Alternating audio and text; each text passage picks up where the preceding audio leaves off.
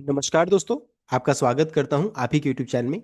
Video को start करने से पहले आप सभी से रिक्वेस्ट करूंगा, अगर अभी तक आपने चैनल को सब्सक्राइब नहीं किया तो request to all of you, please channel को सब्सक्राइब कीजिए, वीडियो को लाइक कीजिए एंड शेयर कीजिए एज मच एज पॉसिबल, ताकि ज़्यादा से ज़्यादा लोगों तक ये वीडियो पहुंच सके।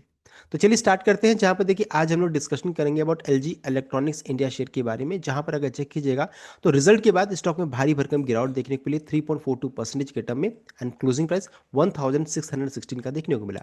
अब क्वेश्चन ये राइज हो जाता है कि क्या इस जगह पर हम लोगों को स्टॉक को बाई करना सही रहेगा, या फिर इस स्टॉक को क्या हम लोगों को लॉन्ग टर्म पर्सपेक्टिव से इन्वेस्टमेंट करना सही रहेगा। तो ऐसे जो भी डाउट है सबको यहाँ पर क्लियर करेंगे। सबसे पहला चीज अगर चेक करेंगे तो इसका देखिए मार्केट शेयर चेक कीजिएगा तो 78% मार्केट शेयर है in the Indian home appliances and consumer electronics market, mobile phone को छोड़ने के बाद। इन 2024 इन 2024 में 2024 में 78% मार्केट शेयर था, एंड 77% था देख सकते हैं, and 77% in first half year में देखने को मिला है। तो देख सकते हैं बहुत ही अच्छा खासा इनका मार्केट कैप है, बहुत अच्छा खासा मार्केट में पकड़ है इनका, इनके पूरे प्रोडक्ट्स का। अगर प्रोडक्ट वाइज अगर चेक करेंगे मार्केट शेयर, तो टीवी में देख सकते हैं 27.5% मार्केट शेयर है, समझ सकते हैं 27% से ज़्यादा का है। वॉशिंग मशीन में 33.5% है, रेफ्रिजरेटर में लगभग 30% का है, एसी में 20% के अराउंड में है, माइक्रोवेव 51.4% है, वाटर प्यूरिफायर में 40.5% देख सकते हैं। तो अगर चेक कीजिएगा तो समझ सकते हैं कि अगर 100 टीवी बिक रहा है उसमें से देख सकते हैं इतना यहाँ पर है, तो परसेंटेज के टर्म में चेक कीजिएगा तो बहुत ही शानदार इनका, प्रोडक्ट वाइज भी चेक कीजिएगा तो अच्छा खासा लीडरशिप हर एक सेगमेंट में देखने को मिल रहा है। नेक्स्ट अगर चेक करेंगे रेवेन्यू बाइफरिकेशन को चेक करेंगे तो रेफ्रिजरेटर बिजनेस इन्हें 34.5% रेवेन्यू जनरेट होता है, वॉशिंग मशीन से 18.5%, एयर कंडीशनर से 20.5%, अदर यानी कि water purifier, dish washer, microwave, oven, vacuum cleaner सबको जोड़ दीजिएगा तो 5%, टेलीविजन से 16.5%, एंड सर्विसेज से यानी कि इंस्टॉलेशन एएमसी चेक सब करने के बाद इनको 5% का रेवेन्यू जनरेट होता है। तो मैक्सिमम कहीं से बिजनेस इनको आ रहा है तो रेफ्रिजरेटर से बिजनेस आ रहा है, एयर कंडीशन से सेकंड में, उसके बाद वॉशिंग मशीन, उसके बाद टेलीविजन से आ रहा है, देख सकते हैं। तो अच्छा खासा रेवेन्यू बाइफरकेशन भी देखने को मिल रहा है। अब कैपेक्स की बात करें तो कंपनी जो रहता है नया मैन्युफैक्चरिंग प्लांट जो रहता है सेटअप कर रही है एट आंध्र प्रदेश, जहाँ पर इन्वेस्टमेंट उन्होंने किया है 50 बिलियंस का, देख सकते 50 बिलियन का इन्वेस्टमेंट किया है। It has received administrative sanction from AP governments already मिल चुका है, which is expected to be operational by FY 27, where it will initially, यहाँ पर वो मैन्युफैक्चर करेंगे एसीज, कंप्रेसर्स, लेटर उसके बाद वॉशिंग मशीन एंड रेफ्रिजरेटर का भी यहाँ पर मैन्युफैक्चरिंग स्टार्ट होगा। देख सकते हैं ये इनका कैपेक्स प्लान भी देखने को मिल रहा है, देख सकते हैं। तो बहुत सारी चीज़ें यहाँ पर पॉजिटिव इस कंपनी में। अब है कि आज गिरावट क्यों हुई, तो गिरावट के पीछे देखिए रीज़न क्या था कि कंपनी का अगर हम लोग चेक करेंगे इस बार का रिजल्ट, तो ये देखिए लेटेस्ट रिजल्ट है, अगर चेक कीजिएगा तो देख सकते हैं ये रेवेन्यू को चेक करेंगे तो 6114 से बढ़ करके साल दर साल में चेक कीजिएगा तो 6114 से बढ़ करके 6100, यानी कि 1% का रेवेन्यू में उछाल है। क्वार्टरली बेसिस में रेवेन्यू घटा है, 6263 से घट करके 6174 हुआ है। प्रॉफिट के टर्म्स में चेक करेंगे तो प्रॉफिट 536 से घट करके 389 हो गया है, देख सकते हैं 27% का गिरावट है, 27% का साल दर साल में, क्वार्टरली बेसिस में 513 से घट करके 389, यानी कि 24% का गिरावट है। तो प्रॉफिट के टर्म्स में इनका प्रदर्शन उतना अच्छे नहीं होने के कारण आज अच्छी खासी बिकवाली हुई है। तो क्वेश्चन अब ये रह जाता है कि क्या इन्हीं का परफॉर्मेंस खराब है या पूरा सेक्टर का परफॉर्मेंस खराब है, ये भी जानना जरूरी है। देखिए आपके सामने पूरे इनके कॉम्पिटिटर का नाम है। सबसे पहले अगर हैवल्स को चेक करेंगे, देखिए यहाँ पर हैवल्स बीच में यहाँ पर मैंने लोगो लगाया है, हैवल्स को चेक कीजिएगा तो ऊपर साइड में देखिए रेवेन्यू है एंड नीचे में चेक कीजिएगा तो प्रॉफिट है। हैवल्स का चेक करेंगे तो देख सकते हैं ईयरली बेसिस में रेवेन्यू 4% बढ़ा है, क्वार्टरली बेसिस में घटा है, देख सकते हैं। प्रॉफिट बेसिस में चेक कीजिएगा तो 19% बढ़कर आ रहा है, क्वार्टरली बेसिस में प्रॉफिट 9% घट कर आ रहा है, देख सकते हैं। अगर आप देखिए सबसे पहला चीज अगर चेक करेंगे रेवेन्यू को, तो रेवेन्यू बेसिस में सबसे अच्छा अगर किसी का परफॉर्मेंस है, देख सकते हैं यहाँ पर 14% का क्वार्टरली बेसिस में घट रहा है हैवेल्स का। एलजी का चेक कीजिएगा तो 1% घट रहा है। रेवेन्यू अगर चेक करेंगे वोल्टास का तो देख सकते हैं 68% घटा है, क्वार्टरली बेसिस की बात हो रही है।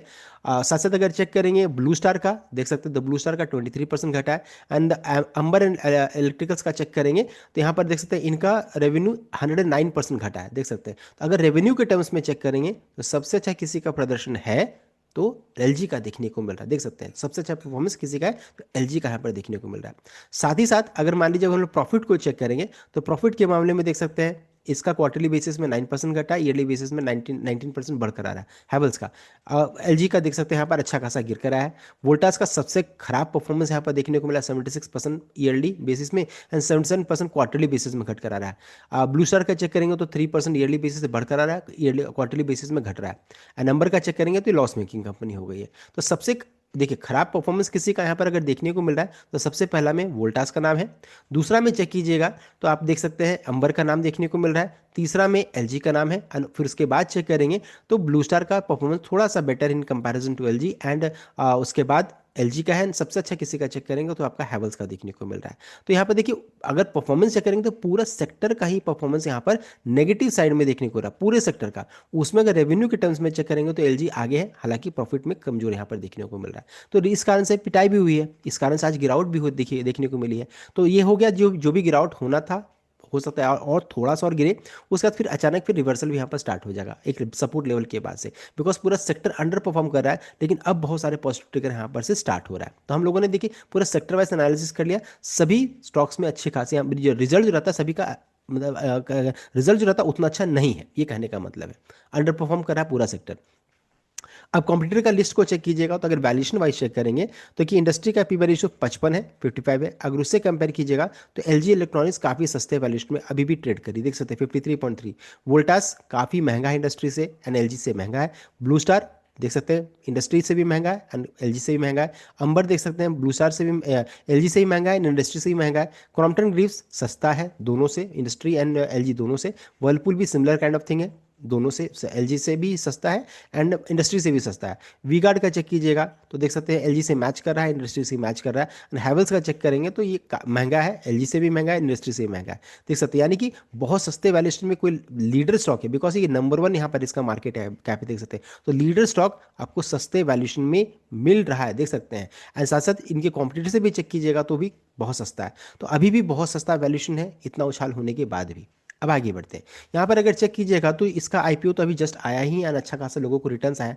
जिस समय आईपीओ आया था उस समय इसका वैल्यूएशन पीवी रेशियो चल रहा था 38 का, इश्यू का प्राइस 1140 का था, देख सकते हैं यहाँ पर। अभी इस रेंज में इस जगह पर ट्रेड कर रही है, जिसमें इसका वैल्यूएशन क्या है 53 करोड़ में है, देख सकते हैं।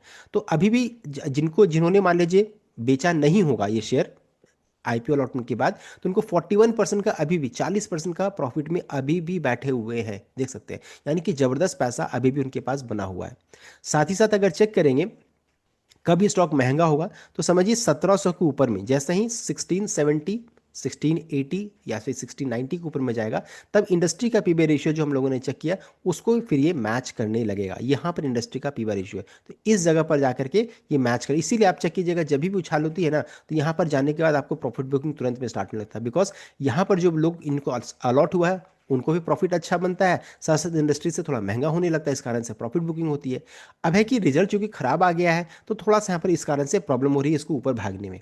अब ये प्रॉफिट बुकिंग जोन कहाँ पर है, तो हम लोगों ने पहले भी डिस्कस किया था कि जितने भी ब्रोकरेज का रिपोर्ट को चेक कीजिएगा सबका भाव इसी रेंज में निकल कर आ रहा है। इसीलिए जैसे ही ये ऊपर जाता है ना 1750 1800 1750 के रेंज में, अपने आप यहाँ पर प्रॉफिट बुकिंग स्टार्ट हो जाता है, रिटर्न्स भी अच्छा खासा लोगों को बनने लगता है इस कारण से, छोटे समय में इस कारण से।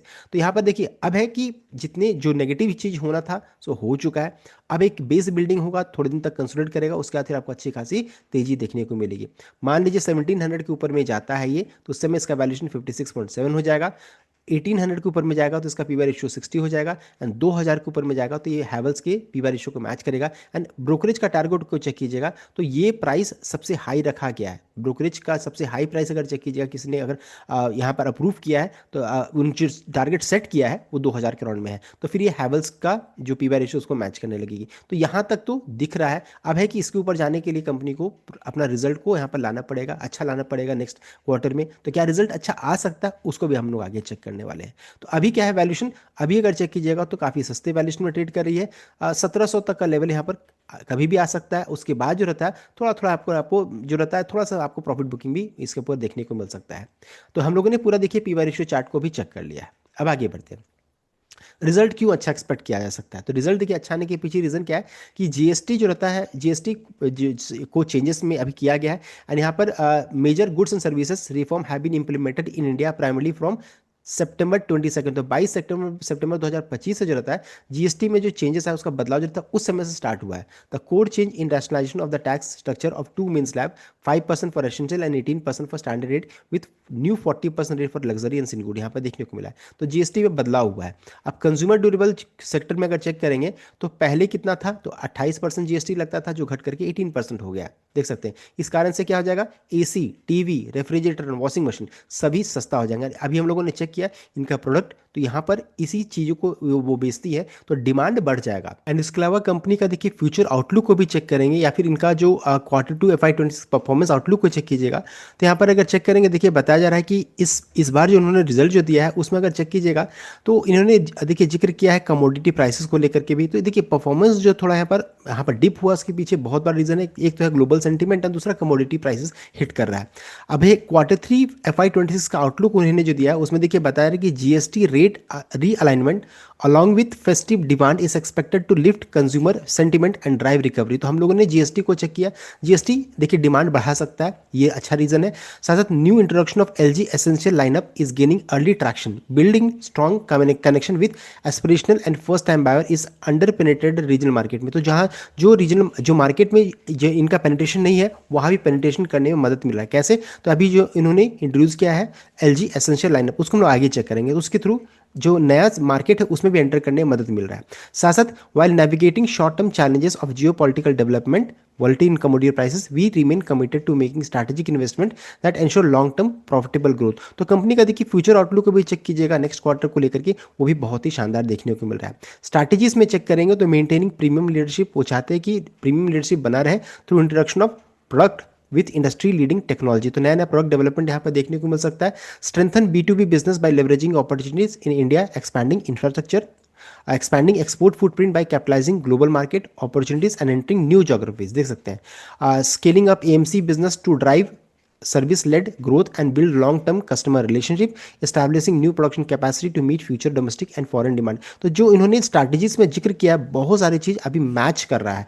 हम लोगों ने चेक किया प्रोडक्शन कैपेसिटी बढ़ाना चाहते हैं, आंध्रा में सेटअप करेंगे, साथ साथ इंडिया के बाहर भी, इंडिया अदर जगह पे भी एक्सपैंड करने की कोशिश कर रहे हैं। तो बहुत सारी चीज़ें यहाँ पर अच्छी देखने को मिल रही है जो नियर टर्म में काफ़ी बेनिफिशियल रहेगा।